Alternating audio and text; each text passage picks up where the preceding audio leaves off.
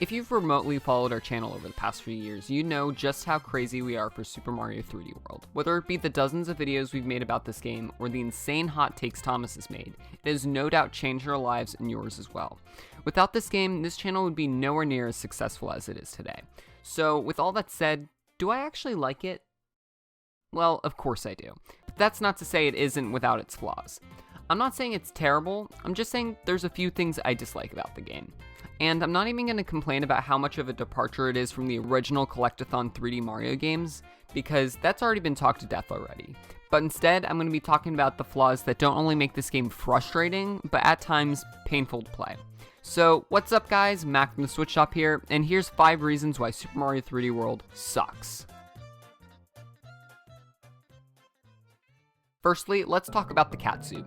The Catsuit is honestly one of the most fun items to ever come from a Mario game.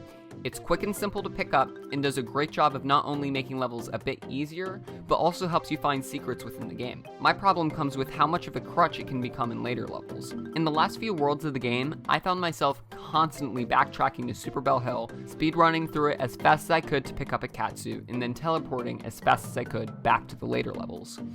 I never wanted to be without the Catsuit. Maybe they succeeded in making a power-up that was so fun that I never wanted to play without it, but if that's true, why didn't I ever want to play with the other power-ups like the Tanuki and the Double Cherry? Because, in a way, the Catsuit might be too fun. Giving the player such a fun power-up so early in the game cheapens the experience of the other power-ups later in the game. Take Super Mario World for example. Had they given us the feather power-up on the first level, it would have cheapened the experience of playing as Yoshi. But by drip-feeding us new content throughout the game, it makes the reveal of the power-ups and new styles of gameplay so much better. But if you disagree, that's alright. I love the Catsuit, I just wish there could have been a better implementation of it. Next, let's talk about cheap collectibles in the game.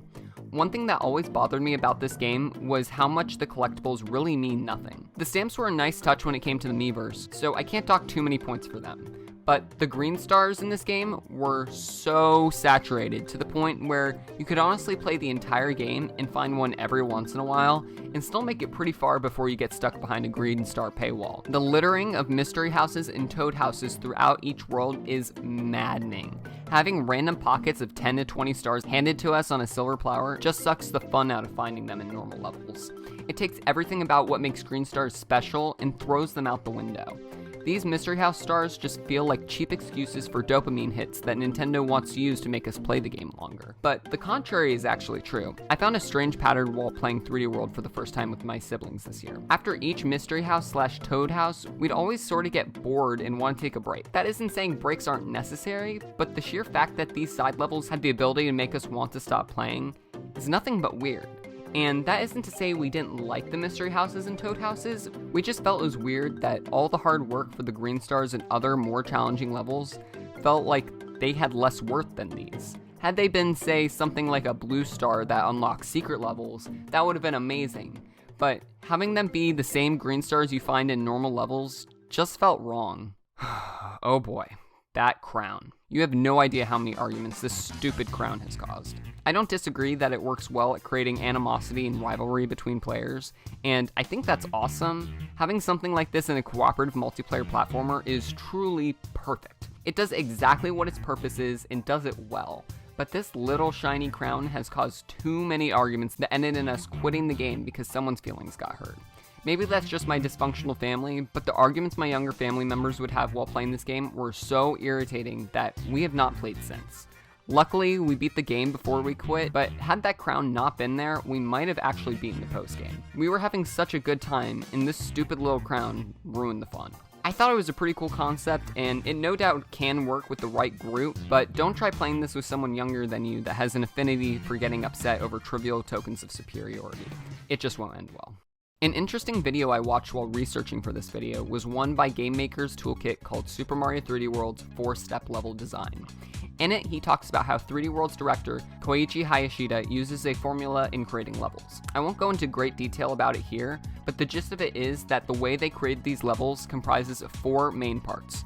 Teach the player a new concept, develop that concept, give it a twist, and conclude. It works really well in creating singular levels.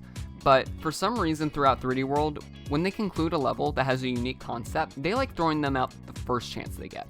Take levels like Shadow Play Alley or Hands-on Wall. These levels have some of the coolest concepts and sceneries in the history of Mario games, but they only occur in one level. Once that level is finished, you never see these concepts used the rest of the game. It's truly maddening, because the game has some of the most unique gimmicks I've ever seen in a video game, but you only get to play with them once.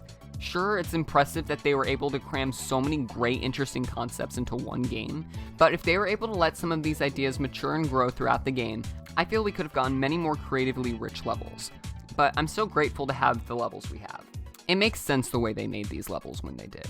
Around the time of development, mobile games like Angry Birds and Cut the Rope were at their peak, so creating levels that had concepts each level made complete sense. I just wish we could have gotten more out of these cool concepts. Finally, I want to talk about how much potential this game had, and how disappointing it is that it couldn't live up to that potential. First off, clear pipes. Probably the most advertised new feature this game had.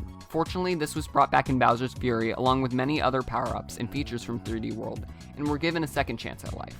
Another thing that was quite disappointing was the free roam world map and the secrets within it. I had a lot of fun finding secrets within the world map, but most of these secrets I found were quite disappointing. When I found the gold train, I was so excited. What secrets were lying ahead of me? Gold stars? Secret stamps? New power-ups? No. Just another coin rush that means absolutely nothing. There's a reason nobody liked New Soup too. And speaking of New Soup, this game was absolutely killed by its relation to the New Soup era of Mario, the plasticky copy and paste games that plagued the mid-2000s to late Wii U years. I'm a big Nintendo fan, but even I glossed over this game when it came out. It blended in so well with the New Soup catalog that I seriously had no interest in buying it. It could show off the new shiny clear pipes and the amazing score all it wanted to, but I wasn't buying it. I wish I did, because the game is amazing, but this game got killed by circumstance. I'm so glad it got a second chance at life on the Switch, because had it not, I don't suspect I would have gone back to play it on the Wii U. Luckily, we got it this year, and I'm grateful to have played it. If you haven't picked it up, I highly recommend you do. It plus Bowser's Fury is the best bang for your buck game on the Switch. So if you've got an extra couple bucks to buy a game, I highly recommend this one. So with all that said, do I truly think Super Mario 3D World sucks? No. You got clickbaited, son.